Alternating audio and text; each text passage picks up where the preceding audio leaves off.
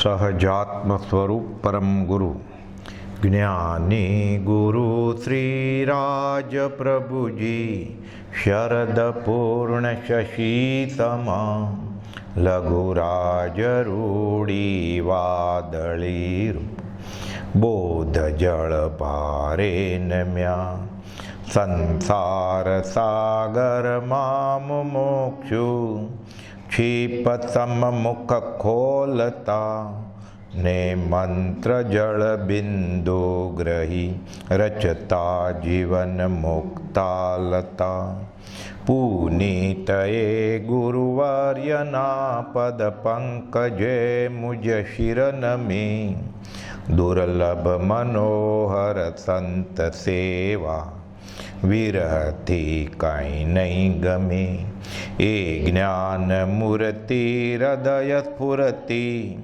आँख पुरति आँसुथी निर्मल निरंजन स्वरूप प्रेरक वचन विश्वासे सुखी वचन विश्वासे सुखी। આપણે ગાંધીજીના પ્રશ્નો અને કુપાવદેવે આપેલા તેમના ઉત્તર 530 વચનામૃતને આધારે જોયા. કુપાવદેવે બીજો એક પત્ર છે 570, એ પણ ગાંધીજી જ્યારે ડર્બન હતા ત્યારે લખેલો છે. વચનામૃતમાં 570 પાના નંબર 452 ઉપર મુંબઈથી લખેલો છે. મુંબઈ ફાગણ વદ પાંચમ શનિ 1951 સુગ્નભાઈ શ્રી મોહનલાલ પ્રત્યેથી ડર્બન. શ્રી મોહનલાલ એટલે મહાત્મા ગાંધીજી. ગાંધીજીને પછી આફ્રિકા નાતાલ ડર્બનમાં જ્યારે એક આલમગીર નામના પઠાણે માર્યા અને શાંત થઈ ગયા, ગાંધીજીએ સહન કર્યું. પછી ત્યારથી એ મહાત્મા તરીકે ઓળખાવા માંડેલા. ત્યાં સુધી હજી ગાંધીજીનું નામ મોહનદાસ કરમચંદ ગાંધી એટલે M.K. ગાંધી બેરિસ્ટર તરીકે છે. સુગ્નભાઈ શ્રી મોહનલાલ પ્રત્યેથી ડર્બન પત્ર એક મળ્યું છે. એટલે કૃપાઉદેવને આપણે 530માં જોયેલું કે અધ્યાત્મની ભીડ વખતે માર્ગદર્શન લેતા પત્ર લખતા, કૃપાલદેવને પત્ર માટે જવાબ આપતા અને એનું સમાધાન કરતા. એટલે લખે છે કૃપાલદેવ કે પત્ર એક મળ્યું છે, જેમ જેમ ઉપાધિનો ત્યાગ થાય તેમ તેમ સમાધિ સુખ પ્રગટે છે. આ બાજુ ગાંધીજીને અધ્યાત્મમાં રસ છે. આધ્યાત્મિક ભીડમાં કૃપાલદેવની સલાહ માગે છે, સાથે જાહેર જીવનમાં પણ એની પ્રવૃત્તિ વધતી જાય છે. એટલે કૃપાલદેવ માર્મિક રીતે કહે છે કે જેમ જેમ ઉપાધિનો ત્યાગ થાય તેમ તેમ સમાધિ સુખ પ્રગટે. પહેલાં તો અસ્થિથી જ વાત કરવાની હોય ને, અને નાસ્તિથી જેમ જેમ ઉપાધિનું ગ્રહણ થાય તેમ તેમ સમાધિ સુખ નાની પામે છે. હવે વ્યવહાર વધતો જાય અને સાથે આત્માર્થી વધતો જાય, અને એ વ્યવહાર પાછો કૃપાલદેવની વાત નથી. જેમ જેમ તે અડસેલીએ તેમ વધે ન ઘટે ગાન. આ તો ઉદયપૂર્વકની વાત છે. અહીંયા તો આપણે ઈચ્છાથી વ્યવહાર વધારતા હોય તો ઉપાધિ વધે જ ને. એટલે પેટ ચોળીને પીડા ઊભી કરવાની વાત છે આ તો યોગ્ય વ્યવહાર કોને કહેવાય? 232માં પત્રમાં કૃપાલદેવે ખંભાતના મુમુક્ષુ ત્રિભુવનભાઈ માણેકચંદને લખેલું છે છેલ્લી લાઈનમાં કે આપણે વ્યવહાર બરોબર કરીએ છીએ કે નહીં, કે જે જગ્યાએ જે સ્થિતિમાં આપણે છીએ, ઘરમાં, જ્ઞાતિમાં, સંસ્થામાં, સમાજમાં, તો આ ગેરવ્યવહાર છે કે વ્યવહાર છે નક્કી કેમ થાય? આત્માર્થનો લક્ષ્ય હોય ખરેખર, જે જીવ મુમુક્ષુ થઈ ગયો હોય અથવા જેને તીવ્ર ઝંખના હોય મુમુક્ષુ થવાની, એનો વ્યવહાર કેવો હોવો જોઈએ? કૃપાલદેવ લખે છે છેલ્લી 2 લીટીમાં 232માં પત્રમાં, ન ચાલતા કરવો જોઈએ. એટલે એ ન કરે તો જાણે જીવન વ્યવહાર અટકી જ જવાનો હોય. ન ચાલતા કરવો જોઈએ, અને તે પણ પ્રારબ્ધ વશાત. પાછું એ પણ પેટ ચોળીને પીડા નથી ઊભી કરવાની, ઉધરીને નહીં, પ્રારબ્ધ વશાત. કે ભાઈ નસીબમાં માંડ્યું હશે તો શું થાય. અને નિષ્પૃહ બુદ્ધિથી, એમાં પાછી બુદ્ધિ નિષ્પૃહ હોય કે હા સારું થયું, આપણે તો ધંધો વધે. બહુમાન માટે કોઈ બોલાવે કે તમને પદ્મશ્રીનો એવોર્ડ મળવાનો છે, કે તમારું આજે બહુમાન કરવાનું છે ફલાણી સંસ્થા તરફથી, તો વાંચે વાંચે જાય કે નહીં? સાચો સાધક મુમુક્ષુ ના પાડી દે. નિસ્પૃહ બુદ્ધિથી એવો જે વ્યવહાર તેને યોગ્ય વ્યવહાર માનજો. અત્ર ઈશ્વર અનુગ્રહ છે પછી કહે છે. એટલે વ્યવહાર કોને કહેવાય? ઉપાધિ આપણે વધારીએ છીએ તો એ ઉદય પ્રયોગે છે કે પ્રારબ્ધથી છે કે નિસ્પૃહ બુદ્ધિ છે? પોતાનું મન તો જાણતું હોય ને. બધા જેવો ઉદય જ ભોગવે છે, પણ અજ્ઞાની જુઓ એ ઉદયમાં ઈચ્છા મેળવે છે, રાજીપો આવે છે એને. તે ઉપાધિ ક્યાં છે? ધંધો વધે, બહુમાન થાય, સમાજને એને આગળ પડતા બોલાવે કે તમે આવજો આમાં વડીલ તરીકે, વિવાહમાં વહેલો અને 12માં પહેલો. કોઈ પણ એવું નાનું એવું કાર્ય હોય, વ્યવસાય, લગ્ન કે કાંઈ કોઈ એવા પ્રસંગ હોય વ્યવહારના, ઉદ્ઘાટનના, રિબિન કાપવાના, તો આ તો વાટ જ જોતો હોય. ઝંડા વંદનના દોરી ખેંચવાની હોય, ઉદ્ઘાટન કરવાનું હોય, સ્ટેજ ઉપર ઊભું રહેવાનું હોય. એટલે કહે છે જેમ જેમ ઉપાધિનું ગ્રહણ થાય તેમ તેમ સમાધિ સુખ હાનિ પામે છે. એને વ્યવહારિક આનંદ પણ આવે, સુખ પણ આવે. એ સમાધિ નથી, એ તો કર્મનું ફળ છે. સમાધિ એટલે આધિ, વ્યાધિ ને ઉપાધિ, ત્રણેયમાં આધિ છે જ. એ આધિ શાંત વહી જાય ત્યારે સમાધિ થાય, સમભાવ. એ શાંતિનું સુખ અને વ્યવહારિક પુણ્યના ઉદય મળેલું સુખ, બંનેની ક્વોલિટી, ગુણવત્તા અલગ જ છે. એટલે વ્યવહારિક સુખને સમાધિ નથી કહેવાતી, એ તો સુખ છે. કોઈને વ્યસન કરીને મદિરા પીને આનંદ આવે તો એ સુખી છે, તો એ સમાધિમાં છે. એટલે કહે છે જેમ જેમ ઉપાધિનું ગ્રહણ થાય તેમ તેમ સમાધિ સુખ હાનિ પામે છે. વિચાર કરીએ તો આ વાત પ્રત્યક્ષ અનુભવરૂપ થાય છે. ઉપાધિનો તો અનુભવ છે જ, અને એ તો ઉપાધિમાં સમાધિમાં છે. કેમ કે એને આત્મજ્ઞાન થઈ ગયું છે અને વ્યવહારમાં રસ નથી. જો કંઈ પણ આ સંસારના પદાર્થોનો વિચાર કરવામાં આવે તો તે પ્રત્યે વૈરાગ્ય આવ્યા વિના રહે નહીં. કઈ બાબતનું મને સુખ છે? કુપદો લખ્યું છે ને કે સંસારમાં એવું કયું સુખ છે કે જેના મોહમાં, જેના પ્રતિબંધમાં આ જીવ રહેવા ઈચ્છે છે? ત્યાં 1.25 લાઈનનો પત્ર છે. સંસારમાં એવું સુખ કયું છે કે જેના પ્રતિબંધમાં જીવ અહીંયા રહેવા ઈચ્છે છે? અહીંયા લખે છે ગોપાલદેવ કે જો સંસારના પદાર્થોનો વિચાર કરવામાં આવે તો તે પ્રત્યે વૈરાગ્ય આવ્યા વિના રહે નહીં. બધું નાશવંત છે. સડન પડન અને વિધ્વસન શાશ્વત તો છે જ નહીં કંઈ. તો પછી વૈરાગ્ય આવીને રહે નહીં. કેમ કે માત્ર અવિચારે કરીને તેમાં મોહ બુદ્ધિ રહે છે. તો એમાં આનંદ કેમ આવે છે? સુખ કેમ ભાસે છે? એને મોહ બુદ્ધિ છે. એટલે મોહ બુદ્ધિ જાય. મોહ બુદ્ધિ કેમ થઈ? એ વિચાર કરતો જ નથી, અવિચારમાં છે હજી. વિચારવાન પુરુષ વિચાર કરે કે અત્યારે જે મને ભૌતિક સુખ મળ્યું છે, રોજ તો એવું રહેવાનું જ નથી. સુખ પ્રાપ્ત કરતા સુખ ટળે છે, લેશે લક્ષ્ય લહો. જો જ્યારે વ્યવહારિક સુખ આવે ત્યારે સુખ વયું જશે તો મારી કઈ દશા હશે? એ વિચારવાને વિચાર આવે, અને એ દશા પછી એને નથી ગમતી તો આ સુખ પણ ન ગમવું જોઈએ ને, તો એવી દશા ન આવે. જો એ સુખી થશે વ્યવહારમાં તો એ વયું જશે એટલે દુઃખી થશે જ. એટલે સુખ સમયમાં છકે ન જવું, દુઃખમાં હિંમત ન હારવી, સુખ દુઃખ સદા ટકતા નથી એ નીતિ ઉરેણવી. અહીંયા તો પેટ ચોળીને પડે ઊભા કરવી છે. આપણે રિટાયર થઈ ગયો 57-58 વર્ષે, અથવા VRS લીધું, વોલન્ટરી રિટાયરમેન્ટ સ્કીમમાં, પછી પાછો ખાતા સંભાળવા માંડે, લાઇબ્રેરીનો સભ્ય થાય, કોઈ સંસ્થાનો સભ્ય થાય, કોઈ સમાજ સેવામાં જોડાઈ જાય, કોઈ પાંજરાપોળનો સભ્ય થાય, કોઈ સલાહકાર થાય, સિનિયર સિટીઝન ગ્રુપમાં એડવાઇઝર થાય, સભ્ય થાય, અસભ્ય થાય, પછી અને ઉપાધિ આવે પછી. એટલે કહે છે માત્ર અવિચારે કરીને તેમાં મોહ બધી રહે છે. એટલે ગોપાલદેવ ગાંધીજીને અધ્યાત્મની વાત કરીને સમજાવે છે કે હજી છે તમારા હાથમાં બાજી, બ્રેક લગાવો, અટકો. સામાજિક કરોળિયાના ઝાડા ફેલાવતા જશો પછી બહાર નીકળાશે નહીં. પછી એકવાર પેસી જાય એમાંથી, પેઠા પછી જો નીકળે તો બળવાન કળીમકો. એકવાર વ્યવહારમાં ઊંડો ઉતરતો જાય, જેમ જેમ વધારે ઊંડો ઉતરતો જશે પછી નીકળે કેમ? એટલે કહે છે હજી પગ ન ઘૂસી ગયા હોય, બહુ ઊંડા ન ખૂંચી ગયા હો તો નીકળે એમ છે. એટલે કહે છે આત્મા છે, આત્મા નિત્ય છે, આત્મા કર્મનો કર્તા છે, આત્મા કર્મનો ભોગતા છે, તેથી તે નિવૃત્ત થઈ શકે છે અને નિવૃત્ત થઈ શકવાના સાધન છે. આત્માના 6 પદનો પત્ર આખી આત્મસિદ્ધિ કહે છે. એ 6 કારણો જેને વિચારે કરીને સિદ્ધ થાય. અહીંયા તો કુપાલદેવને પૂછે વ્યવહારિક વાત કે શું કરવું શું ન કરવું. હવે કુપાલદેવ આત્માની જ વાત કરે છે, એને બીજું હોય શું? એટલે કહે છે કે 6 કારણો જેને વિચારે કરીને સિદ્ધ થાય તેને વિવેક જ્ઞાન અથવા સમ્યક દર્શનની પ્રાપ્તિ ગણવી, એમ શ્રી જીને નિરૂપણ કર્યું છે.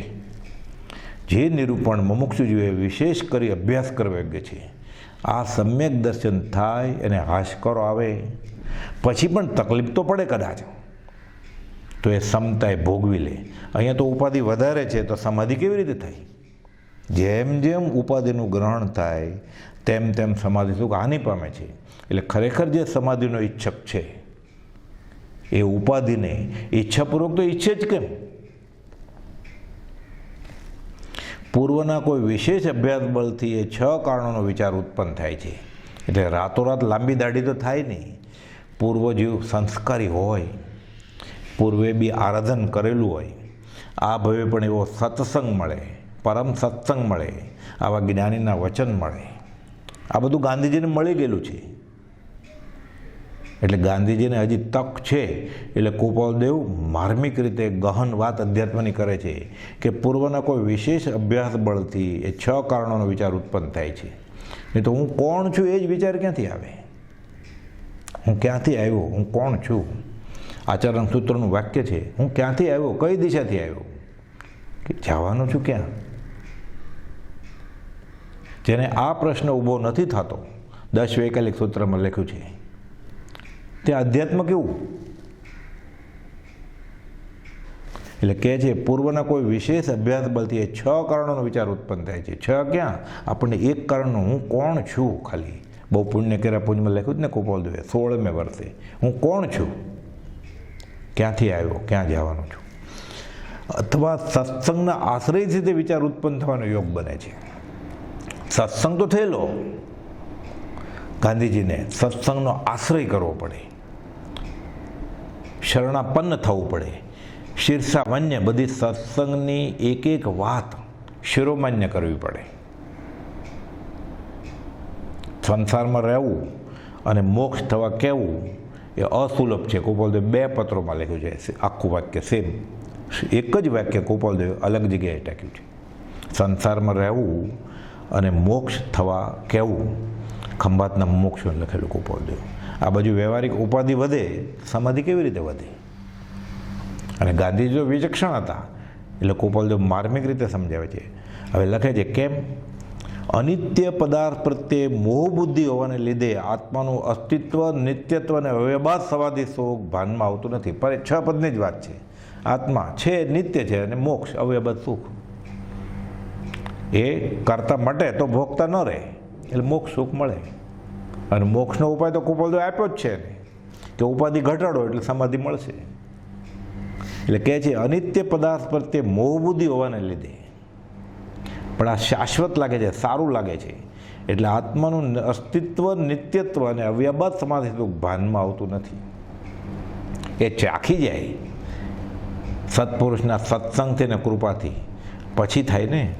તેની મોહ બુદ્ધિમાં જીવને અનાદિથી એવું એકાગ્રપણું ચાલુ આવે છે કે તેનો વિવેક કરતાં કરતાં જીવને મૂંઝાઈને પાછું વળવું પડે છે.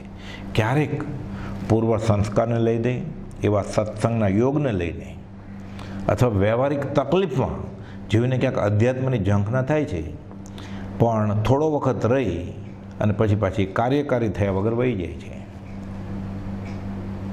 એટલે ગુરુ ઓળખવા, ઘટ વૈરાગ્ય હોય પૂર્વના સંસ્કાર, તે ઉપજવા પૂર્વિત ભાગ્ય, તેમ નહીં તો કંઈ સત્સંગ, તેમ નહીં તો કંઈ દુઃખ રંગ બહાર પડે, પછી આ બાજુ આવે. એટલે કહે છે કે મોહ બુદ્ધિમાં જીવને અનાદિથી એવું એકાગ્રપણું ચાલ્યું આવે છે કે તેનો વિવેક કરતાં કરતાં જીવને મૂંઝાઈને પાછું વળવું પડે છે. અશાતાનો એવો અશુભ કર્મનો ઉદય હોય ત્યારે જીવ વિચારે કે આમ કેમ થયું. એટલી વારમાં એ કર્મ વયા જાય, થાય ભોગથી દૂર, એ રીતે કર્મ વયા જાય.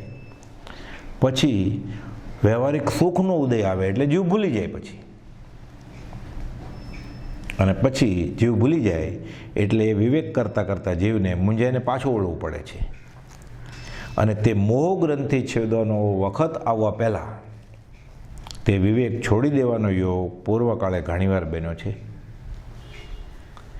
ક્યારેક વિચાર પણ કરે, પણ કાં તો એ આર્તધ્યાનમાં ડૂબી જાય અને કાં તો એ કર્મ અશાતાનું અશુભ કર્મનું વયું જાય ને શુભનો ઉદય થાય એટલે પાછો સુખમાં ગળાડૂબ થઈ જાય. એટલે વિવેક છોડી દેવાનો પૂર્વકાળે ઘણીવાર બન્યો છે. કેમ કે જેનો અનાદિકાળથી અભ્યાસ છે તે અત્યંત પુરુષાર્થ વિના અલ્પકાળમાં છોડી શકાય નહીં. એટલે વરસને વતલે દાડે સત્સંગ કરે કે પર્યુષણ, દિવાળી, મોટા દિવસોમાં, આટલું તો આટલુણમાં વયું જાય. ઘણા લાંબા કાળના બોધથી જીવને પહેલાં બુદ્ધિમાં ઉતરે, આચરણમાં પ્રતિતિની તો વાત બહુ દૂર રહી, ખાલી આ બરોબર છે કે નહીં એ બુદ્ધિમાં હજી ઉતરવું અઘરું છે. એટલે કહે છે કે અલ્પકાળમાં છોડી શકાય નહીં કંઈ. માટે ફરી ફરી સત્સંગ, સતશાસ્ત્ર અને પોતામાં સરળ વિચારદશા કરી તે વિષયમાં વિશેષ શ્રમ લેવો યોગ્ય છે. મહેનત કરવી પડે, આસન તપાવવું પડે, કે જેના પરિણામમાં નિત્ય શાશ્વત સુખ સ્વરૂપે આત્મજ્ઞાન થઈ સ્વરૂપ આવિર્ભાવ થાય છે.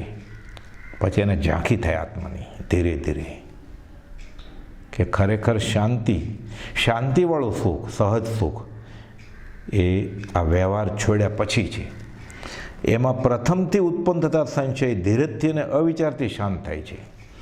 શંકા પણ આવે, કેમ હોય કંઈ? લક્ષ્મી છોડી દેવાની, અધિકાર છોડી દેવાનો, કુટુંબ છોડી દેવાનું, પરિવારમાં રસ નહીં લેવાનો, માન નહીં, 5 ઇન્દ્રિયોનો વિષય નહીં, બધું રેતીના કોળીઓ લાગે.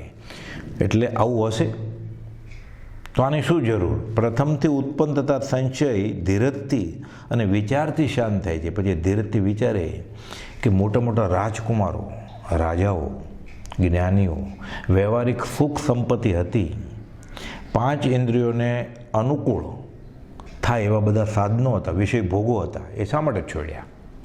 એવા ચરિત્રો વાંચે કથાઓની યોગના. જૈનેતરમાં ઘણા બધા આવા દાખલા છે. પછી એ વિચાર કરે, ધીરજથી અને વિચારથી પછી શાંત થાય. અધીરજથી અથવા આડી કલ્પના કરવાથી માત્ર જીવને પોતાના હિતનો ત્યાગ કરવાનો વખત આવે છે. આવું કંઈ ન હોય, આપણે કંઈ છોડી નથી દેવું, આવા વેદીય વેડા નથી કરવા, એવું થાય. થોડી ક્યાંક ઈચ્છા કરે તો એને એવો કુસંગ હોય સંસારનો, ઘર, સગા સંબંધી, મિત્રો, જ્ઞાતિ, કે આમ હોય. હવે આને મૂળમાં તો દોડવું જ તું, એમાં ઢાળ મળી જાય એટલે પાછો પડી જાય છે. જોતું તું અને વેદે બતાવ્યું. એટલે કહે છે અધીરજથી અથવા આડી કલ્પના કરવાથી માત્ર જીવને પોતાના હિતનો ત્યાગ કરવાનો વખત આવે છે. અને અનિત્ય પદાર્થનો રાગ રહેવાથી તેના કારણે ફરી ફરી સંસાર પરિભ્રમણનો યોગ રહ્યા કરે છે. કંઈ પણ આત્મવિચાર કરવાની ઈચ્છા તમને વર્તે છે. ગાંધીજીએ પત્રમાં લખ્યું છે કે મારે સમાધિ જોઈએ છે, મારે શાશ્વત સુખ જોઈએ છે. એટલે કહે છે કંઈ પણ આત્મવિચાર કરવાની તમને ઈચ્છા તમને વર્તે છે એમ જાણી ઘણો સંતોષ થયો છે. જ્ઞાની તો રાજી જ થાય ને, કે એક આ ઝંખનાવાળો આવ્યો,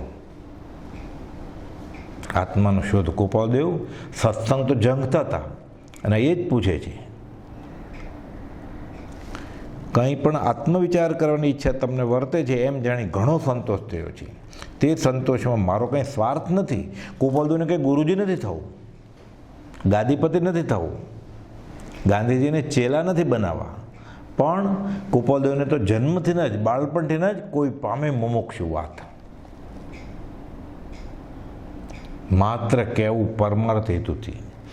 સત્પુરુષનો સનાતન ધર્મ છે આ, કે સમય માત્રના અનવકાશે સમસ્ત લોક સ્વરૂપસ્થો આત્માવસ્થા પ્રત્યેઓ.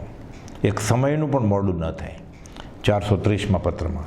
એટલે કહે છે મારો કંઈ આમાં સ્વાર્થ નથી, માત્ર તમે સમાધિને રસ્તે ચડવા ઈચ્છો છો, તેથી સંસાર ક્લેશથી નિવર્તવાનો તમને પ્રસંગ પ્રાપ્ત છે. જેને જેને સમાધિ જોઈએ છે એને સમાધિ મળશે, સંસાર ક્લેશથી છૂટશે. કેમ? દીનબંધુની દ્રષ્ટિ જેવી છે, છૂટવાના કામીને બાંધવો નહીં અને બંધાવાના કામીને છોડવો નહીં.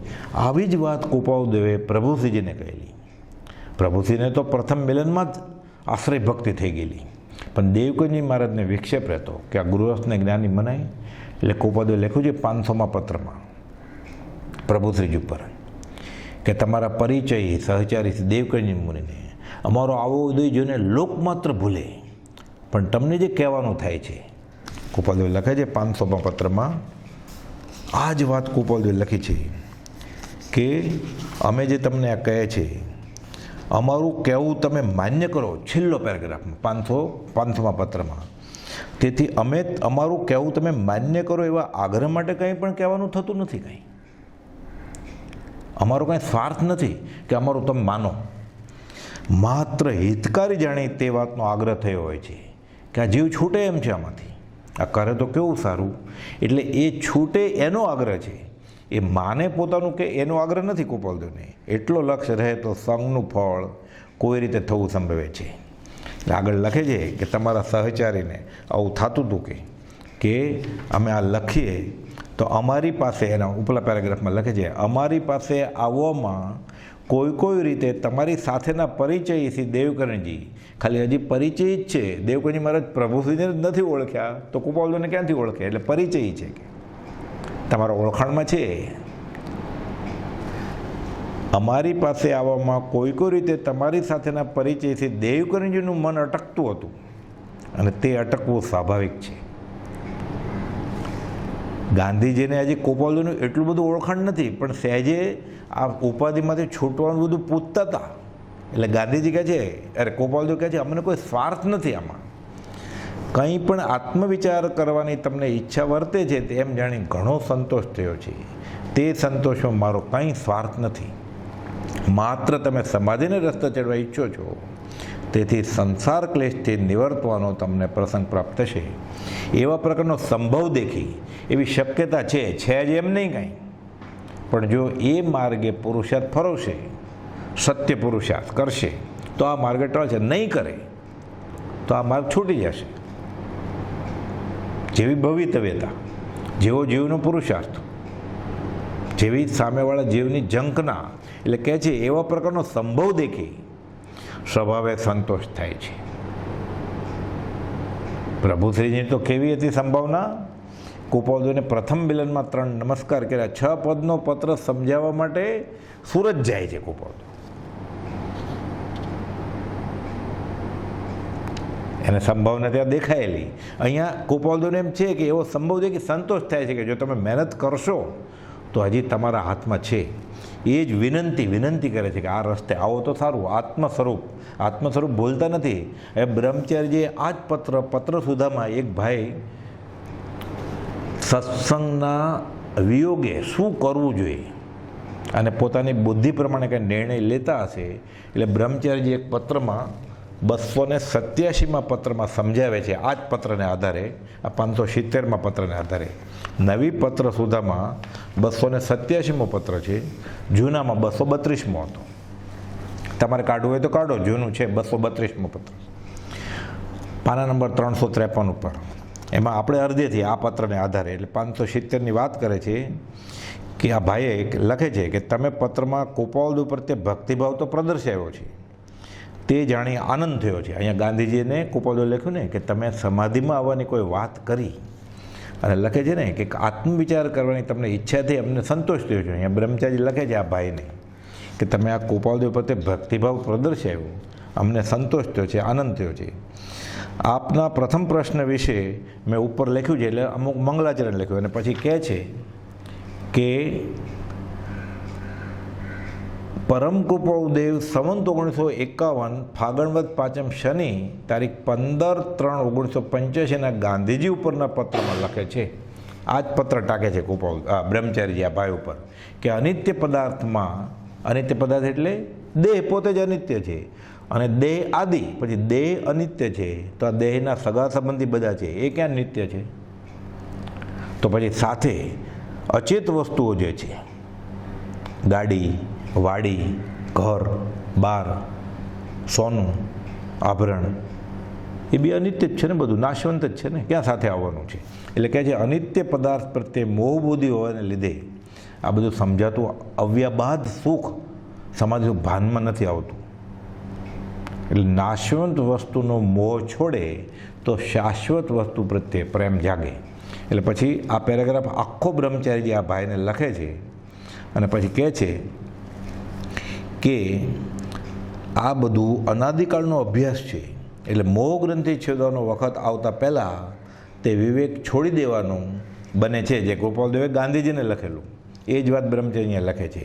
અને પછી લખે છે કે ફરી ફરી સત્સંગ, સતશાસ્ત્ર અને પોતામાં સરળ વિચારદશા કરી તે વિષયમાં વિશેષ શ્રમ લેજો, જેના પરિણામમાં નિત્ય શાશ્વત સુખ સ્વરૂપ એવું આત્મજ્ઞાન થઈ સ્વરૂપ પ્રગટ થશે. કે પછી લખે છે આમાં ગૂઢ શાસ્ત્રની વાત પરમ કુવલદેવે સમજાય તેવી સ્પષ્ટ શબ્દમાં કરી છે.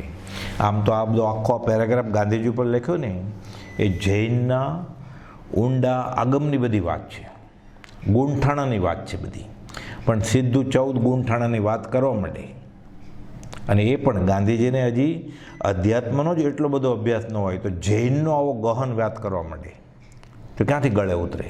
એટલે સમજાવે છે એ બ્રહ્મચારીજી આ પત્રના વિવેચનમાં આ જે મુમુક્ષુ પર પત્ર લખ્યો છે એને સમજાવે છે કે આવી ગૂઢ શાસ્ત્રની વાત પરમ કુવલદેવે ગાંધીજી પર સમજાય તેવી સ્પષ્ટ શબ્દમાં કરી છે જી, કે અનિત્ય પદાર્થ પ્રત્યે મોહ બધી ટાળો. એટલે પછી એમાં શું વાત છે? આ પેરેગ્રાફનો અર્થ શું છે આ પત્રનો? યથા પ્રવૃત્તિકરણ, અપૂર્વકરણ અને અનિવૃત્તિકરણ નામના એક એક કરતાં વિશેષ નિર્મળ પરિણામ તે દર્શન મોહ અને ચારિત્ર મોહનું બળ ઘટાડી સમ્યકત્વ કે શ્રેણીને યોગ્ય જીવને બનાવે છે. એટલે અનંતકાળમાં ઘણીવાર જીવ આવી રીતે આવ્યો છે, પછી પાછો ગ્રંથિભેદ થવાનો સમય આવે કે થાકીને પાછો ભાગી જાય છે. એટલે લખે છે યથા પ્રવૃત્તિકરણ, અપૂર્વકરણ અને અનિવૃત્તિકરણ નામના એક એક કરતાં વિશેષ નિર્મળ પરિણામ તે દર્શન મોહ અને ચારિત્ર મોહનું બળ ઘટાડી સમ્યકત્વ કે શ્રેણીને યોગ્ય જીવને બનાવે છે. હવે આવા બધા જૈન પરિભાષાના શબ્દો વાપરે ગોપાલદેવ, દર્શન મોહનીય, ચારિત્ર મોહનીય, યથા પ્રવૃત્તિકરણ, અનિવૃત્તિકરણ, બધા ગૂંઠાણા, તો ગાંધીજીને ક્યાં ચાંચ ખૂચે? એટલે ગાંધીજીને સહેલાઈથી ગોપાલદેવ પેરેગ્રાફમાં સમજાવે છે. બ્રહ્મચારીઓ એનો ગૂઢ શાસ્ત્રાર્થ કરે છે કે આવી રીતે આ તેની અસર કર્મો પર કેવી થાય છે તેનું બહુ સૂક્ષ્મ વર્ણન શાસ્ત્રોમાં છે, તેના સારરૂપ. હવે બ્રહ્મચારી આ મુમુક્ષુને અભ્યાસ હશે એટલે આ પત્રનો અર્થ એ રીતે સમજાવે છે કે પહેલાં અંતમુહૂર્ત કાળ સુધી અધકરણ કે યથા પ્રવૃત્તિકરણ હોય ત્યારે 4 આવશ્યક એટલે જરૂરની ક્રિયા બને છે. એટલે શું બને? આ દશાએ જીવ પહોંચે ત્યારે. ક્યારે પહોંચે? અનિત્ય પદાર્થ પ્રત્યે મોહ બુદ્ધિ છોડે ત્યારે. વિચારથી કરીને અનિત્ય પદાર્થ પ્રત્યે મોહ બુદ્ધિ છોડે ત્યારે. એટલે લખે છે પહેલું તો સમયે સમયે અનંત ગુણી વિશુદ્ધતા હોય. પછી બીજું એક એક સૂક્ષ્મ અંતર્મુહૂર્તે નવા બંધની સ્થિતિ ઘટતી જાય, તે સ્થિતિબંધ અપસરણ આવશ્યક થાય. ત્રીજું સમયે સમયે પ્રશસ્ત પ્રકૃતિઓનો રસ અનંત ગુણો વધે. અને ચોથું સમયે સમયે અપ્રશસ્ત પ્રકૃતિઓનો અનુભાગ અનંતમાં ભાગે થાય. એટલે આ બધી બહુ શાસ્ત્રની ગૂઢ વાતો છે, એમાં પણ ઊંડા ન ઉતરીએ તો બ્રહ્મચારીએ સમજાવ્યું છે કે યથા પ્રવૃત્તિ કાળનો સંખ્યાત્મક ભાગ છે કેનો? અપૂર્વકરણનો.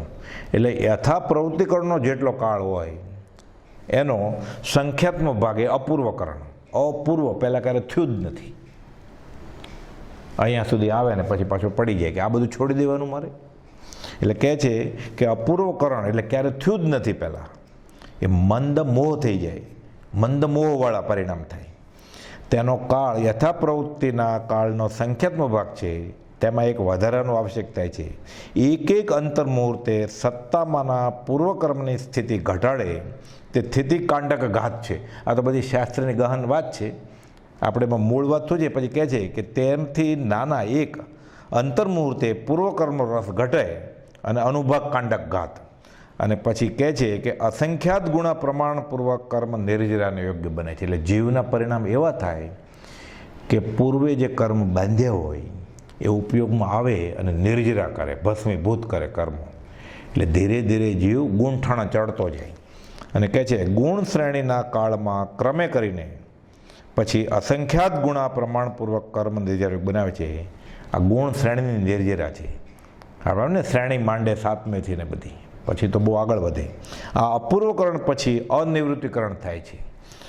તેનો કાળ અપૂર્વકરણના કાળથી પણ અસંખ્યાતના ભાગે જાણવો. એટલે યથા પ્રવૃત્તિકરણનો સંખ્યાત્મક ભાગનો કાળ એ અપૂર્વકરણને, અપૂર્વકરણનો અસંખ્યાત્મક ભાગ એ અનિવૃત્તિકરણ. ઉપર કહેલા આવશ્યક બધા ભેગા થાય પછી એટલે 2 ઘડી સુધી મિથ્યા તો ઉદયમાં ન આવે. અને અંતઃકરણ ક્રિયા કહે છે. અને પછી ઉપશમ થાય. એટલે ઉપશમ સમ્યકત્વ પેદા થાય. ક્ષય થઈ જાય તો ક્ષયિક સમ્યકત્વ પેદા થાય. 2 ઘડી સુધી મિથ્યા તો ઉદયમાં ન આવે તેવું બન્યું તે પ્રથમ ઉપશક સમ્યકત્વ કાળ છે. પરમ કુવલદેવ માત્ર જરૂરના ઉપાય જણાવ્યા છે. હવે આવી બધી ગૂઢ વાત કરે આપણને ન સમજાય વર્ષો પછીના અભ્યાસ પછી, તો ગાંધીજીને ક્યાંથી સમજાય? એટલે કુવલદેવ સાદી રીતે સમજાવે છે કે અનિત્ય પદાર્થ પ્રત્યે મોહ બુદ્ધિ હોય એટલે આત્માનું અસ્તિત્વ, નિત્યત્વ, અવ્યબાદ સુખ ન સમજાય. એટલે પહેલાં આવો બધો વિવેક થાય, વિચાર કરે તો પછી જીવ પાછો ન પડે. નહીં તો આ બધી છોડવાની વાત આવે એટલે જીવ મૂંઝાઈને પાછો પડી જાય. એટલે મોહ ગ્રંથિ છોડવાનો વખત આવવા પહેલાં વિવેક છોડી દેવાનો યોગ પૂર્વકાળે ઘણીવાર બન્યો છે. એટલે જીવે અધ્યાત્મનો રસ લીધો છે, છૂટવાની વાતમાં રસ લીધો છે. છૂટક છૂટક સ્મશાન્યો વૈરાગ્ય હોય, મોહ ગર્ભિત વૈરાગ્ય હોય, દુઃખ ગર્ભિત વૈરાગ્ય હોય, જ્ઞાન ગર્ભિત વૈરાગ ન હોય. એટલે કુવલદેવ સાવ સરળ ભાષામાં સમજાવી દીધું. એટલે બ્રહ્મચારી આ મુમુક્ષુને એને અધ્યાત્મની રીતે સમજાવે છે કે જીવને પછી જ્ઞાની પુરુષનું ઓળખાણ થયે તથા પ્રકારે અનંતાનુબંધી ક્રોધ, માન, માયા, લોભ નાશ પામે. એટલે આ બધું કરે. હવે પરમ કુવલદેવે પછી બ્રહ્મચારી ટૂંકામાં સમજાય કે આ બધું ન જાણે તોય ચાલે જો મોહ ઘટાડે તો. પરમ કુવલદેવે માત્ર જરૂરના ઉપાય જણાવ્યા છે, જે ગાંધીજીને કહ્યું કે અનિત્ય પદાર્થ પ્રત્યે મોહ છોડો. તમે વ્યવહારની ક્રિયાઓમાં મોહ છોડો, ઉપાધિ ઘટશે એટલે સમાધિ વધશે. ટૂંકું ને ટચ. એટલે કહે છે પરમ કુવલદેવ માત્ર જરૂરના ઉપાય જણાવ્યા આ પત્રમાં ગાંધીજીને. અને તે કર્યાથી ઉપર જણાવેલી ભગવાને દેઠેલી બધી ક્રિયા કઈ? આ ગુણઠાણા, યથા પ્રવૃત્તિકરણ, અપૂર્વકરણ, અનિવૃત્તિકરણ એ બધું થશે. પછી એ શ્રેણીએ મંડાઈ જશે. એને નહીં ખબર હોય તો એને આત્મા અનુભવમાં આવશે પછી. એટલે કહે છે ભગવાને દેઠેલી બધી ક્રિયાઓ આપોઆપ થયા કરે છે. મરુદેવા ક્યાં હાથીને એમ્બડી પર ભણવા ગયેલા આ બધા ગુણઠાણા. અને શિવભૂતિ મુનિ મા ઋષ મા તુષ એ ન બોલતા આવડ્યું કે માસ્તુષ થઈ ગયું. ક્યાં બધું ભણેલા? અનિવૃત્તિકરણને, સૂક્ષ્મને, બાદરને બધું, શ્રેણી માંડવીને બધું. પણ પરમ કુવલદેવે આ બધા જરૂરના ઉપાય જણાવે છે એ કરશે. એટલે ભગવાને દેઠેલો ઓલી બધી ક્રિયાઓ અધ્યાત્મમાં થશે, જે ઓટોમેટિક થશે, સહજ થશે. એટલે કહે છે કે ભગવાને દેઠેલી બધી ક્રિયાઓ આપોઆપ થયા કરે છે. એટલે કુવલદેવે લખ્યું છે કે જ્ઞાની પુરુષનું ઓળખાણ થયે અનંતાનુબંધી ક્રોધ, માન, માલોભ મોડા પડવાનો પ્રકાર બને છે અને ધીરે ધીરે પરીક્ષણપણાને પામે છે. એટલે ગાંધીજીને કુવલદેવ આમ સમજાવે છે આ 570માં પત્રમાં. એવો જ પત્ર કેટલી વાર છે. એક બીજો પત્ર લખ્યો છે કુવલદેવે ગાંધીજી ઉપર. વચનામૃતમાં સર્વે મળીને 3 પત્રો છે ગાંધીજી ઉપર. એમાં એક 717મો પત્ર છે, એ પણ આચરણનો જ છે. જોકે 530માં પત્રમાં આપણે જોયું એમ આત્માને લગતી બધી જ વાત કહી દીધી. આખો અધ્યાત્મનો સાર, જૈનેતરનો, આત્માના અસ્તિત્વથી લઈને મોક્ષની બધી વાત કરી નાખી કુવલદેવે. પણ ગાંધીજીને એક પત્રમાં, જોકે એમાં પ્રશ્નોય ઘણા હતા, પણ કેવી રીતે સમજાય? ઘણા લાંબા કાળના બોધે થાય. તો વ્યવહારમાં શું કરવું? હવે ગાંધીને ત્યાં તો વ્યવહારિક ઉપાધિમાં ખ્રિસ્તીઓનો, મુસલમાનોનો પરિચય રહેતો.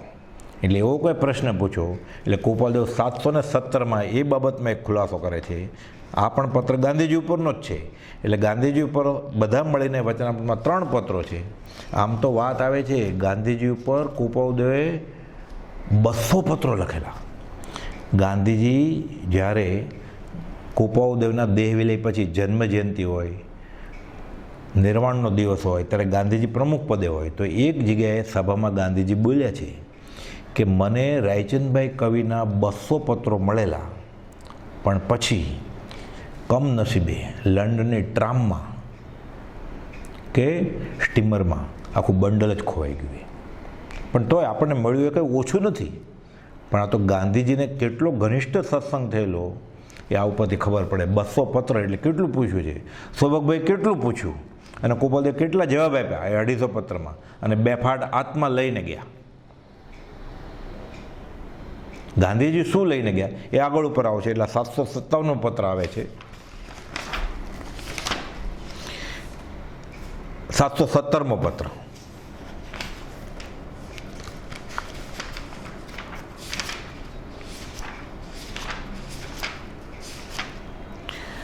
આત્માર્થી ભાઈ શ્રી મોહનલાલ પ્રત્યે ડર્બન. મોહનલાલ કરમચંદ ગાંધી શ્રી આણંદથી આ પત્ર લખ્યો છે. 830 શુક્રવાર 1952 આત્મસિદ્ધિ લખવાના પહેલાંના દિવસોમાં. અહીંયા આ આણંદથી કૃપાલદેવ 800 નડિયાદમાં એકમને દિવસે આત્મસિદ્ધિ લખે છે 15 દિવસ પછી. એ કહે છે આત્માર્થી ભાઈ શ્રી મોહનલાલ પ્રત્યે ડર્બન તમારો લખેલો કાગળ મળ્યો હતો. એટલે પત્રવ્યવહાર કેટલો ઘનિષ્ઠ હશે ગાંધીજીનો કૃપાલદેવ સાથે. આ કાગળથી ટૂંકામાં ઉત્તર લખ્યો છે. નાતાલમાં સ્થિતિ કરવાથી તમારી કેટલીક સદવૃત્તિઓ વિશેષતા પામી છે એમ પ્રતીત થાય છે. ગાંધીજીએ લખ્યું હશે કે નાતાલમાં મારે વ્યવહારિક ઉપાધિ નથી, કોઈ સગા સંબંધી કે વ્યવહારિક ઓળખાણવાની રોકટોક નથી, એટલે અધ્યાત્મમાં મને શાંતિ રહે છે અને સરળતા છે. એટલે કૃપાલદેવ લખે છે કે તમારી સદવૃત્તિઓ વિશેષતા પામી છે એમ પ્રતીતિ થાય છે, પણ તમારી તેમ વર્તવાની ઉત્કૃષ્ટ ઈચ્છા તેમાં હેતુભેદ છે. એટલે ક્ષેત્ર કરતાં તમારી પાછી મૂળભૂત ઈચ્છા છે કે મારે સદવૃત્તિપૂર્વક જીવન વિતાવવું છે, ઇન્દ્રિયોને કાબૂમાં રાખીને સદાચાર સેવીને મારે આગળ વધવું છે. એટલે એમ કરીને ગાંધીજીને એના પુરુષાર્થ પ્રત્યે અનુમોદન આપે છે કૃપાલદેવ. રાજકોટ કરતાં નાતાલ કેટલીક રીતે તમારી વૃત્તિને ઉપકાર કરી શકે એવું ક્ષેત્ર ખરું એમ માનવામાં હાનિ નથી. એટલે ગાંધીજીને રાજકોટ કરતાં નાતાલ એટલે પરદેશમાં રહેવું વધારે ગમે છે એમ પત્રમાં જણાવ્યું છે. એટલે કૃપાલ બરાબર, રાજકોટ તો એ સમયમાં અને અત્યારે પણ ખાસ, ત્યારે તો ખાસ ખટપટનું ગામ, રાજકુમાર કોલેજ ત્યાં, મોટું થાણું, બધા રાજા મહારાજાને અનુકૂળ આવે એવો બધો વ્યવહાર. ને રાજકુમાર કોલેજ પણ બધા મોટા મોટા રાજાઓના કુમારો ત્યાં ભણવા આવે, બધા રાજકીય પ્રપંચો રચાય ત્યાં, કાવા દાવા, ખટપટ બધી. અને ગાંધીજીને એ રીતે સરળ સ્વભાવી અને અધ્યાત્મમાં રસ, એટલે વકીલ તો થઈ ગયેલા પણ કે મને આટલી બધી ખટપટમાં રસ નથી. એટલે કૃપાલદેવ કહે છે કે બરાબર છે કે તમારી સરળતા સાચવવામાં અંગત વિઘ્નનો ભય રહી શકે એવા પ્રપંચમાં અનુસરવાનું દબાણ નાતાલમાં નહીં, રાજકોટમાં બધા દબાણ કરે. પછી વ્યવહારિક મિત્રો એવું પ્રોફેશન વ્યવસાય લઈને બેસેલા એ, અને વાતાવરણ જ કાવા દાવાવાળું રાજકીય બધું. એટલે કે તમારી વાત બરાબર છે, પણ જેની સદવૃત્તિઓ વિશેષ બળવાન ન હોય અથવા નિર્બળ હોય એને તે ઇંગ્લેન્ડ દેશમાં સ્વતંત્રપણે રહેવાનું હોય તો અભક્ષ આદિ વિષયમાં તે દોષિત થાય એમ લાગે છે. ગાંધીજી તો સદવૃત્તિવાન જીવ હતા. બેચરદાસજી નામના સાધુ, જૈન સાધુ, એમની પાસે પૂતળીબાઈ એટલે ગાંધીજીના માતાએ નિયમ લેવડાવેલા કે હું પરસ્ત્રી ગમન કરીશ નહીં, હું અભક્ષ માંસાહાર કરીશ નહીં, હું મદિરા પીશ નહીં. એટલે કે તમે તો સદવૃત્તિવાન જીવ છો એટલે તમને નડે નહીં, પણ બીજો કોઈ હોય તો ઇંગ્લેન્ડ કે અમેરિકા જાય અનારી પ્રદેશમાં સહેજે સહેજે અભક્ષ ખાતો થઈ જાય, લાંબા સાથે ટૂંકો જાય, મરે નહીં પણ માંદો તો થાય જ. એવા વાતાવરણમાં રહેવું પડે એટલે ખાવા પીવાના નિયમો બધા વયા જાય અને અભક્ષ તો ખાય જ, મદિરા પીતો થઈ જાય. પછી એમ કે વિસ્કી નહીં, અમે દારૂ નથી પીતા, આપણે બિયર જ પીએ છીએ. પછી સમજો આ તો જવનું પાણી છે. અરે અમે ક્યાં પૂછ્યું તને કેમાંથી બન્યું છે, દ્રાક્ષમાંથી બન્યું છે કે જવમાંથી બન્યું છે, કે ખોપડી દારૂ છે, પછી એ આવી રીતે વ્યસની થઈ જ જાય. એટલે કહે છે કે ઇંગ્લેન્ડ આદિ દેશમાં, એટલે ઇંગ્લેન્ડ આદિ એટલે ઇંગ્લેન્ડ, અમેરિકા, બધા પરદેશના દેશમાં સ્વતંત્રપણે રહેવાનું હોય તો અભક્ષ આદિ વિષયમાં તે દોષિત થાય એમ લાગે છે. એટલે ઉઠવા બેસવાનું એવા માણસો સાથે હોય, ખાવા પીવાનું એવા માણસો સાથે હોય, એવા સાથે વ્યવહારિક પ્રસંગો હોય, પાર્ટીઓ હોય, મેળાવડા હોય, ઓફિસમાં હોય એવું, કેન્ટીન હોય એવું. એટલે ઈંડા, મચ્છી, માંસાહાર, દારૂ બધું સહેજે સહેજે હોય. અહીંયા દૂધ અને ચા પીવાતો હોય, ત્યાં એ રીતે દારૂ પીવાતો હોય ત્યાં, અને એ સભ્યતા ગણાતી હોય, એ મોટાઈ ગણાતી હોય, એ મોડર્નાઇઝેશન ગણાતું હોય, એ ફોરવર્ડ એટલે આગળ પડતા એમ ગણાતું હોય. એટલે આને મને કમને પણ પછી એ ક્ષેત્રમાં રહેવું હોય અને બળવાન સદવૃત્તિવાન જીવ ન હોય તો લપસી જવાનું સહેજે બની જાય. અને ત્યાં ભૌતિક વિકાસ માટે જ ગયો હોય, કમાવા માટે જ ગયો હોય, મોટો થવા, મોટો મનાવવા માટે જ ગયો હોય, પછી તો એને મોટા દેખાડવા માટે બધું કરવું જ પડે ને. એટલે કહે છે કે સદવૃત્તિઓ ઇંગ્લેન્ડ આદિ દેશમાં સ્વતંત્રપણે રહેવું હોય, માથે રોકટોક ન હોય, વડીલો ન હોય, નાની ઉંમર હોય પણ મા બાપ ન હોય, એકલો હોય તો અભક્ષ આદિ વિષયમાં તે દોષિત થાય એમ લાગે છે. જેમ તમને નાતાલ ક્ષેત્રમાં પ્રપંચનો વિશેષ યોગ નહીં હોવાથી તમારી સદવૃત્તિઓ વિશેષતા પામી, પણ નાતાલમાં ગાંધીજીને ત્યાં આવું બધું એટલો બધો સંગ નથી, એટલે ત્યાં હજી પડે એવું લાગતું નથી. અને કુપોલદોને સંતોષ થાય છે કે તમારી સદવૃત્તિઓ ત્યાં ટકી રહી છે, તો એ સંતોષની વાત છે. તેમ રાજકોટ જેવામાં કઠણ પડે એ પણ યથાર્થ છે, કેમ કે રાજકોટમાં ગાંધીજીને એટલા મિત્રો મળે, સમાગમો મળે, અને ખટપટ કાવા દાવામાં પડે એવો વ્યવસાય તમે એટલા કદાચ ન પણ રહી શકો ચુસ્ત, એટલે બરાબર છે. પણ રાજકોટ કાંઈ આખો આર્યપ્રદેશ ભારત એટલે રાજકોટ જ નથી, ભારત તો કેટલું હિન્દુસ્તાન મોટું છે કે. એટલે કુપાલદેવ એને સમજાવે છે માર્મિક રીતે કે રાજકોટ સિવાયનું આખું ભારત, હિન્દુસ્તાન સત્સંગ માટે કેટલી જગ્યા છે તમારી પાસે. એ મુંબઈમાં રહીને કુપાલદેવનો સત્સંગ કરે તો. એટલે કહે છે કોઈ સારા આર્ય ક્ષેત્રમાં સત્સંગાદી યોગમાં તમારી વૃત્તિઓ નાતાલ કરતાં પણ વિશેષતા પામા તેમ સંભવે છે.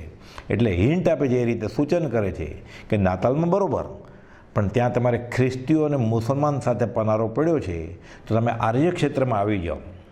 આજીવિકા જેટલું કમાવો, ભલે બાવા થવાની વાત નથી, પણ આર્ય ક્ષેત્રમાં રહ્યો, ભલે રાજકોટ ન રહ્યો તો બીજા ક્ષેત્રોમાં તમે સદાચારપૂર્વક રહી શકો. અને આવા મેળાવડા, આવા સંઘમાં મુસલમાન આહાર વિહાર હોય, ખ્રિસ્તી ધર્મના આહાર વિહાર હોય, બધા ત્યાં ન રહ્યો તમે તો રહી શકાય. આર્ય ક્ષેત્રમાં ઘણી જગ્યાઓ છે રાજકોટ સિવાયની પણ, એમ સંભવે છે. અને તમારી વૃત્તિઓ જોતાં જોકે તમને નાતાલ અનાર્ય ક્ષેત્ર રૂપે અસર કરે એવું નથી. એટલે એમ કરીને ગાંધીજીને સાવ સર્ટિફિકેટ એમ 10માંથી 0 માર્ક નથી આપી દેતા કે તમે સદવૃત્તિવાન જીવ છો એટલે નાતાલમાં તો તમે ટકી જ રહેશો, અભક્ષને બધું નહીં ખાવા માંડો, મને આશા છે. પણ સત્સંગ આદિ યોગની ઘણું કરીને પ્રાપ્તિ ન થાય. એટલે ખાલી માંસ મદિરા છોડી દે, કે ખાલી અભક્ષ છોડી દે, કે બિયર છોડી દે, એટલે કે સીધો મોક્ષ નથી મળી જતો. તમારે હજી સત્સંગની જરૂર છે. તમારી સદવૃત્તિઓ આગળ વધે, સદવૃત્તિઓ વધે, 5 ઇન્દ્રિયો કાબૂમાં આવે, વિષયો કાબૂમાં આવે, કશાય કાબૂમાં આવે, પછી આત્માનો વિચાર કરવાનો છે. એ આત્માનો વિચાર કરવાનો યોગ તમને નાતાલમાં ક્યાં મળશે? અહીંયા મળે એમ છે આર્યપ્રદેશમાં. કે એવા સદાચારી સાધુ સંત આત્માર્થીને મળો તમે, એવો સત્સંગ મળે, પરમ સત્સંગ મળે, આત્મજ્ઞાની પુરુષ મળે. પોતે છે હજી કુપાલદેવ, અને કુપાલદેવ સાથે ઘનિષ્ઠ સત્સંગ કરેલો છે. એટલે કહે છે કે સત્સંગ સારા આર્ય ક્ષેત્રમાં સત્સંગ આદિ યોગમાં તમારી વૃત્તિઓ નાતાલ કરતાં પણ વિશેષતા પામા તેમ સંભવે છે. તમારી વૃત્તિઓ જોતાં તમને નાતાલ અનાર્ય ક્ષેત્ર પર ભલે અસર કરે નહીં, પણ સત્સંગ આદિ યોગની ઘણું કરીને પ્રાપ્તિ ન થાય, તેથી કેટલુંક આત્મનિરાકરણ ન થાય. એટલે ગાંધીજીને જે અધ્યાત્મનો સવાલ ઊભા થાય એ ત્યાં કોણ એનું નિરાકરણ કરે? એટલે કહે છે તે રૂપ હાનિ માનવી કંઈક વિશેષ યોગ્ય લાગે છે. એટલે તમે અભક્ષ નહીં ખાઓ, પણ તમને આત્માનો પ્રશ્નો જે ઊભા થાય છે, મૂંઝવણ ઊભા થાય છે, આત્મા વિશે જાણવું છે તમારે, કયો ધર્મ સાચો, કયો આચાર સાચો, ખ્રિસ્તી ધર્મ સાચો કે હિન્દુ ધર્મ, વેદ ધર્મ સાચો, એ ત્યાં કોણ સમજાવશે તમને? એટલે કહે છે ત્યાં એ રૂપ તો આની થઈ ને. અત્રેથી આર્ય, પછી કૃપાલદેવે પત્ર લખ્યો છે કે આર્ય આચાર વિચાર કોને કહેવાય. એટલે ગાંધીજીએ પૂછ્યું હશે ક્યાંક કે તમે, હું તો આવી રીતે સદવૃત્તિવાન જીવું છું, આવી રીતે જ નિયમથી જીવું છું, તો એટલે કૃપાલદેવ લખે છે અત્રેથી આર્ય આચાર વિચાર સાચવવા સંબંધી લખ્યું હતું તે આવા ભાવાર્થમાં લખ્યું. એટલે કૃપાલદેવે ગાંધીજીને એ રીતે સત્સંગમાં સલાહ રૂપે લખ્યું છે કે આર્ય આચાર વિચાર જાળવજો, એમાં પડતા નહીં. લખે છે એનો અર્થ એ હતો કે મુખ્ય કરીને દયા, સત્ય, ક્ષમા આદિ ગુણોનું આચરવું. તે મૂળ તો દયા, અભક્ષ ન ખાવા માંડે અને વૃત્તિઓ વ્યવહારમાં લપેટાઈ ન જાય એના માટે જ છે. અને આર્ય વિચાર એટલે મુખ્ય કરીને તમે ગમે એવું કામ કરો, ત્યાં વ્યવહારમાં પડો, વકીલાત કરો, વ્યવસાય કરો, સાથે આત્માનું અસ્તિત્વ, નિત્યત્વ, વર્તમાન કાળ સુધીમાં તે સ્વરૂપનું અજ્ઞાન તથા તે અજ્ઞાન અને અભાનના કારણો, તે કારણોની નિવૃત્તિ અને તેમ થઈ અવય બાદ આનંદ સ્વરૂપ અભાન એવા નિજ પદને વિશે સ્વાભાવિક સ્થિતિ થવી. તે આ બધું ત્યાં કેવી રીતે વિચારશો? કે એટલે અમે લખેલું કે આર્ય જે હોય, ઉત્તમ પુરુષ, આર્યનો સાધારણ અર્થ, સામાન્ય અર્થ ઉત્તમ પુરુષ. એ છૂટવું કેમ? વ્યવહારિક કામ તો કરે જ, નિયમથી, નીતિથી આજીવિકા ચલાવવા માટે વ્યવહારમાં પણ હોય, પણ સદાચાર સાથે પછી પોતે વિચારે કે હું કોણ છું, હું ક્યાંથી થયો, પાપ શું, પુણ્ય શું, મોક્ષ શું, સ્વર્ગ શું, નરક શું, આ બધું ત્યાં ક્યાં વિચારશો તમે? ભલે તમે અભક્ષ ન ખાવા માંડો, પણ એટલેથી અટકવાનું નથી, આગળ જવાનું છે. કે આ આર્ય આચાર વિચારની મેં વાત કરેલી. અને એમ સંક્ષેપે મુખ્ય અત્યારે શબ્દ લખે કે અનંતકાળથી જીવ આ રખડ્યો છે, એ તમને ક્યારે વિચાર આવ્યો છે? એની વાત કરે છે કૃપાલદેવ. વર્ણાશ્રમ ધર્મની વાત કરે છે. પછી વર્ણાશ્રમ શું? બ્રાહ્મણ, ક્ષત્રિય, વૈશ્ય અને શુદ્ર. તો સામાન્ય રીતે બ્રાહ્મણનું ગ્રુપ, વૈશ્ય, એ પોતપોતાના ધંધા પ્રમાણે, પોતપોતાના આચાર પ્રમાણે સમાજ વ્યવસ્થા માટે 4 ગ્રુપ આર્ય સંસ્કૃતિમાં ચાલ્યા આવતા. એટલે એ પ્રમાણે એનો ખાવા પીવાના આચાર હોય, એ પ્રમાણે એના વ્યવહાર હોય, એ પ્રમાણે એના કામ ધંધા હોય.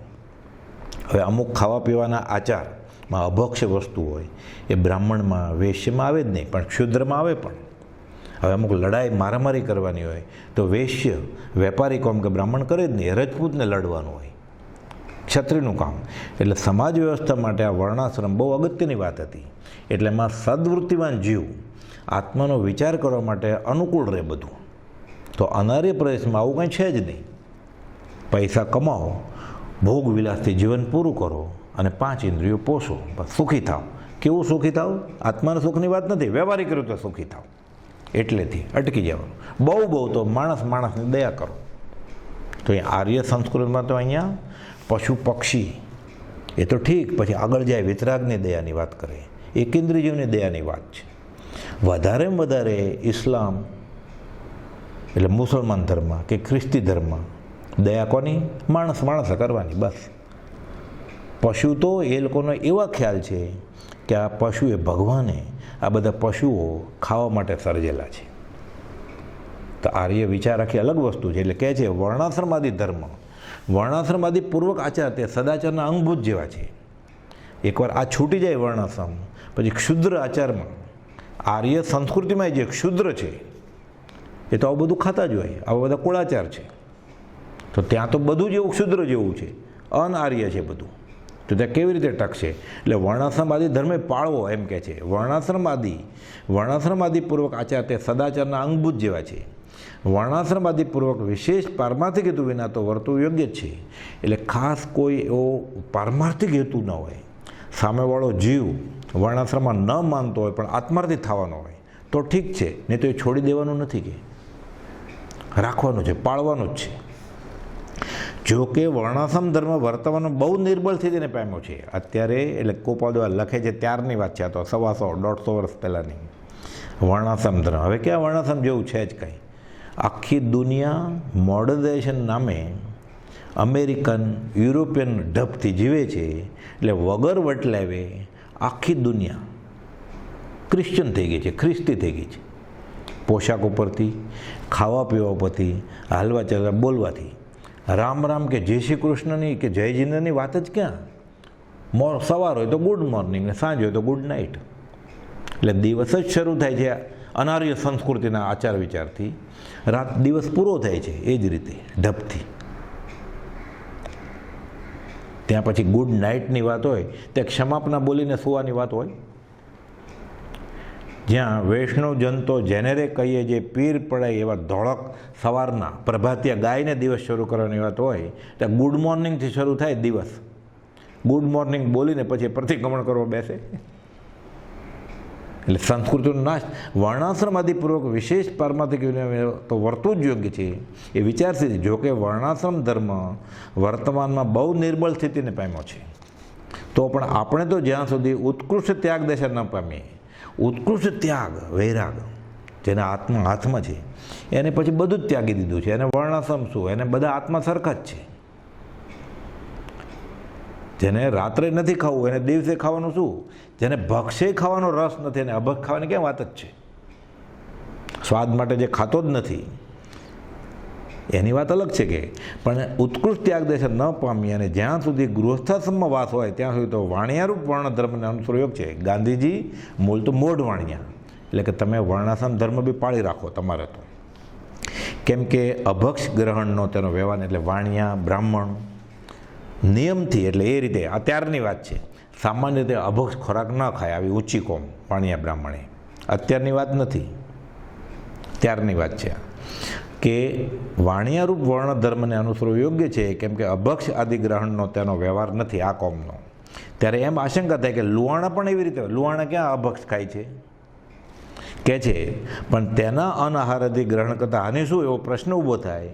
તો એટલું જણાવવાનું યોગ્ય થઈ શકે કે વગર કારણે એ રીતિ પણ બદલાવી ઘટતી નથી. એટલે એ સમયની વાત છે ત્યારે વાણિયો વાણિયાને ઘરે ખાય, બ્રાહ્મણ પણ પોતે બ્રાહ્મણને ઘરે ખાય, બાકી આહાર પાણી પણ લે નહીં. લુહાણાના ઘરનું પણ ન લે બ્રાહ્મણ કે વાણિયો. ભલે લુહાણા અભક્ષ ત્યારે નહોતા ખાતા, પણ એ વર્ણાશ્રમ જાળ્યું પછી જ્યારે આવી થોડી છૂટછાટ લેવામાં આવે, હવે આવું મોટા માણસ ગાંધીજી જેવા મોટા માણસ છૂટછાટ લે એટલે પછી નાના માણસો તો છે કે ભાઈ આ આમ કરતા હતા, ગાંધીજી આમ કરતા હતા. એટલે કહે છે કે પછી બીજા સમાગમવાસી કે પ્રસંગ આદિ આપણી રીતે જોનાર ગમે તે વર્ણોનું ખાતા બાદ નથી એમ ઉપદેશના નિમિત્તને પામે. કે ગાંધીજીઓ આવી રીતે કરતા હોય તો આપણે કરવામાં શું વાંધો છે? જો ગાંધીજી આટલું ભણેલા, આટલા હોશિયાર, એ મુસલમાનને સાથે બેસીને જમતા હોય, ખ્રિસ્તી સાથે બેસીને જમતા હોય તો આપણે શું વાંધો? આવડા મોટા માણસો છે, આપણા ગુરુજી છે, આપણા વાંચનકાર છે, આપણે જેને આપણો આદર્શ માન્યો છે એવા છે, આપણે જેને ગુરુ માને છે, એ બી હોટલનું ખાતા હોય તો આપણો શું વાંધો પછી? એ બી હોટલનું મગાવીને ભલે રૂમમાં ખાતા હોય તો આપણો શું વાંધો છે પછી? એટલે સહેજે સહેજે પછી જે આજીવનો ઊંડો વિચાર ન હોય તો જ જે હોટલનું ખાતા હોય એને ગુરુ માન્યા હોય ને, એટલે એ કરે, આપણે કરવાનું. એટલે કહે છે કે આપણા સમાગમમાંથી બીજા અને પ્રસંગાદી આપણી રીતે જોનાર ગમે તે વર્ણનું ખાતા બાદ નથી એવા ઉપદેશના નિમિત્તને પામે. એટલે સહેજે કે આ તો આમ કરે છે તો આપણે કરવું જ જોઈએ ને. લુહાણાને ત્યાં અનાહાર લેવાથી વર્ણધર્મ હાનિ પામતો નથી, પણ મુસલમાનને ત્યાં અનાહાર લેતા તો વર્ણધર્મની હાનિ વિશેષ સંભવે છે. હવે ગાંધીજી મુસલમાનને ઘરે જમવા બેસે, ભલે ગાંધીજી ભક્ષ જ લે, અભક્ષ ન લે, રોટલી દાળ ભાત શાક ખાય, પણ કોઈ જોવે કે ગાંધીજી ફલાણી જગ્યાએ ખાય છે તો કે મારે શું વાંધો છે એમ કરીને પોતે પછી બધું જ ખાવા માંડે. એટલે પોતે બીજા ઘણા બધા જીવોને પડવાનું કારણ થાય. એટલે જે ઊંચી સીટે બેઠો છે, ઊંચા આસને બેઠો છે, એને તો વધારે ચેતવું પડે, સાવધાની રાખવી પડે કે મારું આચરણ જોઈને મને અનુસરનારા પડતા તો નથી. ભલે એને કદાચ ન બી નડે, અગ્નિને ઉદય ન નડે, અગ્નિને કહેવત છે અગ્નિને ઉદય ન નડે. અગ્નિ થોડી બળે, અગ્નિને ઉદય લાગે, ઉદય ત્યાં જાય તો અગ્નિ તો એને રાખ કરી નાખે ને, પણ ઉદયને તો અગ્નિ લાગે ને.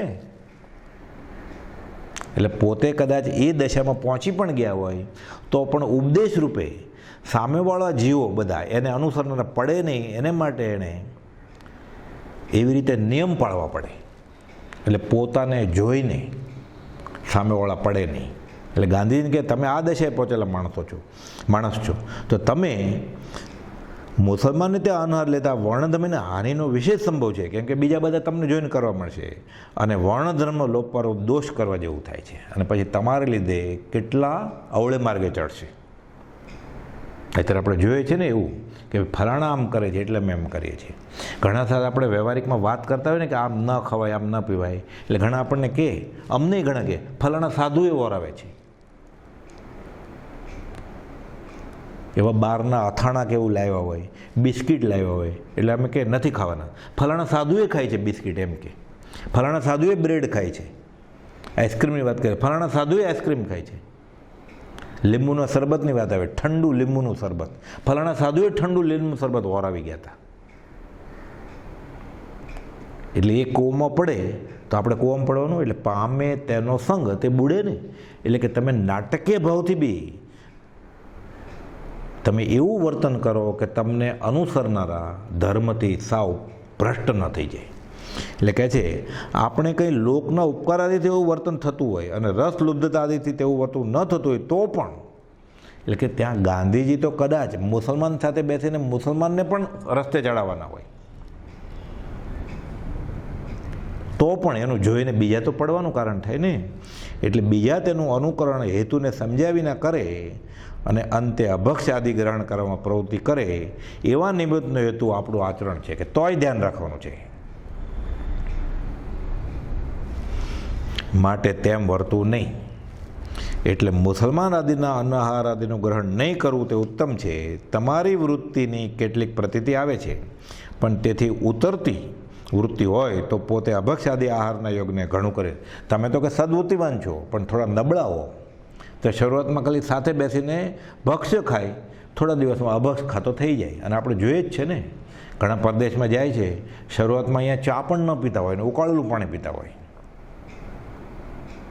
ત્યાં પછી ધીરે ધીરે ઉકાળેલું પાણી તો વયું જાય, પછી ઠંડુ પાણી આવી જાય માટલાનું, અને પછી ફ્રીજનું આવી જાય. એ તો ઠીક, પછી અહીંયા ચા પણ ન પીધી હોય ત્યાં પછી ધીરે ધીરે બિયરમાંથી વિસ્કી બ્રાન્ડી રમજીન ઉપર આવી જાય, દારૂ ઉપર આવી જાય. પછી ધીરે ધીરે અહીંયા તો બહારની વસ્તુ જ ન ખાતા હોય, ઘરે બનાવેલું જ ખાતા હોય, ત્યાં પછી બહારની વસ્તુ ખાતા થઈ જાય. એમાંથી પછી બિસ્કિટ, બ્રેડ, પાઉં એવું બધું ખાતા થઈ જાય. અને ધીરે ધીરે પછી એવી રીતે આ બધી ચોકલેટ, આઈસ્ક્રીમ ધીરે ધીરે માંસાહારી બની જાય. પછી વેજીટેરિયન, પહેલાં જૈન શુદ્ધ આહારમાંથી વેજીટેરિયનમાંથી એગિટેરિયન થઈ જાય, એટલે ઈંડા જ ખાય ખાલી. અને એગિટેરિયનમાંથી પછી એ એટલો મોડર્ન થઈ જાય, એટલો ઉદાર થઈ જાય કે પછી બધું જ ખાય. ધર્મ ક્યાં? જેના આચરણના જ ઠેકાણા ન હોય તે વિચાર ઉગે જ ક્યાંથી? પછી નિર્દ્વંદ પરિણામથી જીવતો હોય એને દયાના અંશ હોય પછી. એટલે કહે છે ગાંધીજી કે આ પ્રસંગ, ગોપાલદેવ કહે છે આવા પ્રસંગે દૂર રહેવાય તેમ વિચારવું કર્તવ્ય છે. દયાની લાગણી વિશેષ રહેવા દેવી હોય ત્યાં હિંસાના સ્થાનકો છે તેવા પદાર્થો લેવાય દેવાય, ત્યાં રહેવાનો તો જવાનો પ્રસંગ ન થવા દેવો જોઈએ. ગોપાલદેવ તો કહે છે કે તે જવાનું નહીં, જે રસ્તે જવું નહીં એ રસ્તેનું નામ જ લેવું નહીં. ધીરે ધીરે બરફ ઓગળવા માંડે પછી એ તો કોઈ એવો દુર્ધર પુરુષાર્થ કર્યો હોય જેને આત્માનો અનુભવ થયો હોય, અથવા માથે એવા સત્પુરુષ હોય, એને બરાબર છે, બધાને ન ચાલે. એટલે કહે છે પછી આગળ કે જ્ઞાન દ્રષ્ટિએ જોતા જ્ઞાતિ આદિ ભેદનું કંઈ વિશેષ પણ નથી. બધા આત્મા સર્વજીવ છે સિદ્ધ સમ, પણ એ તો ક્યારે? જ્યારે સમજે ત્યારે ને. ત્યાં સુધી હું આત્મા છું કે બધા ભગવાન જ છે, આત્મા સોય પરમાત્મા, એમ ચાલે? એ તો થાય ત્યારની વાત છે ને. એટલે ગોપાલદેવ ભક્ષના ભેદની વાત કરે છે અને કહે છે કે મુખ્ય કરીને આ વૃત્તિ રાખજો. કેટલાક કાર્યો એવા હોય છે કે તેમાં પ્રત્યક્ષ દોષ હોતો નથી. શરૂઆતમાં દોષ ન લાગે. ગાંધીજી ત્યાં જાય મુસલમાન કે ખ્રિશ્ચન સાથે જમણવાર હોય, એ બધા અભક્ષ ખાતા હોય, ગાંધીજી ભલે ખાય જ નહીં. શરૂઆતમાં આવું હોય, શરૂઆતનો પ્રત્યેક હોતો નથી, અથવા તેથી દોષ થતો હોતો નથી, પણ તેને અંગે બીજા દોષોનો આશ્રય હોય છે. પણ વિચારવાનને લક્ષ્ય રાખવું ઉચિત છે. નાતાના લોકોના ઉપકારથી કદાચ તમે જાતા હો. એટલે ગોપાલદેવને ખબર છે કે ખાલી આ એવું નથી, ગાંધીજી થોડા નબળા થઈ ગયા છે, એટલે એને પાછા મજબૂત કરે છે, સ્થિતિકરણમાં કરે છે.